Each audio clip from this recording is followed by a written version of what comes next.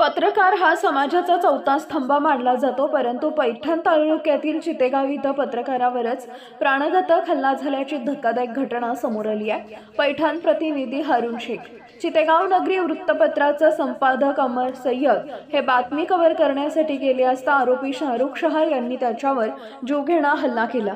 मिळालेल्या माहितीनुसार चितेगाव ग्रामपंचायतीविरुद्ध नागरिकांनी मोर्चा काढला होता। या मोर्चाचं कव्हरेज करत असताना शाहरुख शाह यांनी अमर सय्यद यांना धमकी दिली की ग्रामपंचायत विरोधात बातमी प्रकाशित केली तर मुंडके छाटून टाकेन। इतकंच नाही तर आरोपी शाहरुख शाह यांनी काही वेळानं शस्त्र घेऊन पुन्हा आला आणि अमर सय्यद यांना जीवे मारण्याची धमकी दिली। या प्रकरणी अमर सय्यद यांनी दिलेल्या फिर्यादीवरून बिडकीन पोलीस ठाण्यात गुन्हा दाखल करण्यात आला आहे।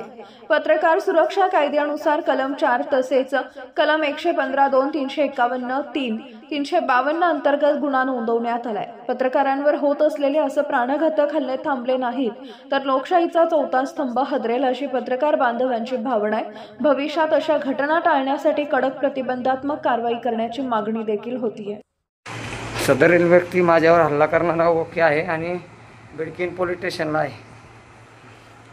हे बघा, मी आत्ताचा व्हिडिओ देत आहे। काहीच त्याला अंगाला कोणत्याही ठिकाणची खरोच नाही, परंतु माझ्यावर संपूर्ण हल्ला झालेला आहे आणि मी ग्रामीण रुग्णालय येथे मला पाठवण्यात येत आहे।